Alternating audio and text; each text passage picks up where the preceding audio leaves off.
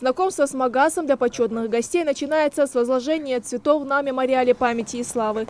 Далее экскурсия, в которой всем собравшимся не только показывают современные памятники, но и рассказывают об их историческом значении. Этот барельеф – репродукция картины Автилия, которая называется «Навеки вместе».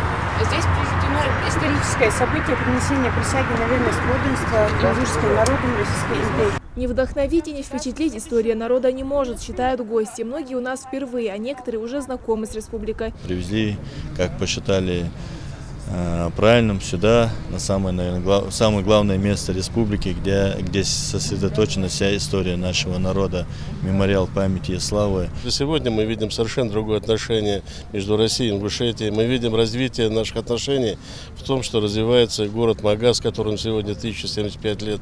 И вот это посещение мемориального данного центра еще раз говорит о том, что у ингушского народа очень большая история. Должен сказать, что я уже здесь у вас не первый раз, и, в общем-то, ваш город с каждым разом хорошеет.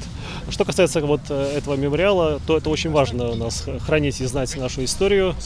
Причем очень все ее страницы, как героические, так и трагические. Я впервые в городе Магасе. Конечно, то, что здесь построено, то, что здесь делается, это сильно впечатляет. Наверное, мало в мире таких городов, которые, вот, как говорится, выросли на поле и действительно имеют свой успех. После экскурсии гости направляются уже к самому городу-имениннику. Встречают делегацию огромные аланские ворота. Все в духе ингушских традиций. Горянка с лепешками и 2 джигита. Велотакси, зонтики и остановки Дзурцуки. Магас – единственный город в России, в котором каждый год внедряются все самые интересные проекты, замечают гости.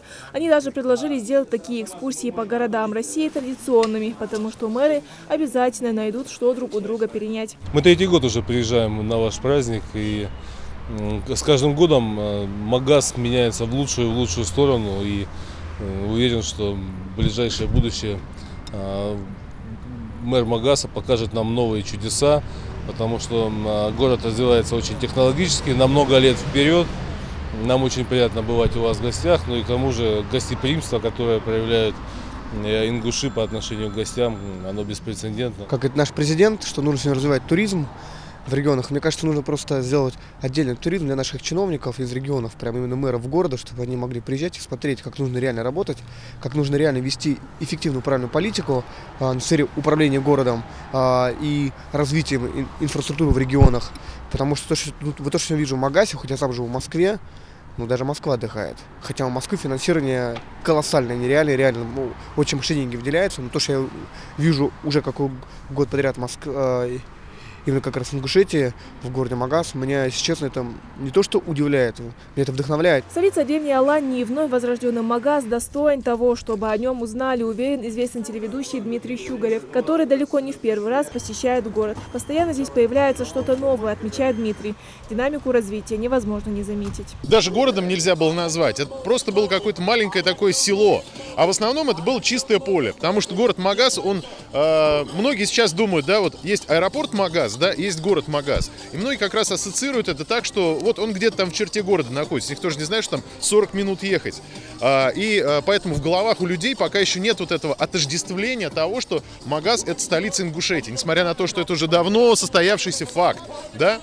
Я думаю, что вот такие мероприятия, которые проводятся, давайте их делать там почаще, да, есть же много памятных дат, да, чтобы у людей в голове складывать. Я вот сегодня на самом деле видел туристов, которые сюда приезжают. Вот ребята ходят, ребята смотрят там из разных регионов, да, ну, понятное дело, они приехали сюда для того, чтобы получить какие-то впечатления. Вот, пожалуйста, получили впечатления. Главная достопримечательность города, башня Согласия, встретила гостей веселой музыкой и массовыми гуляниями. Жители вышли поздравить друг друга с праздником и насладиться весенней погодой. Идир Манкиева, Хаваш Гойгов, Новости 24.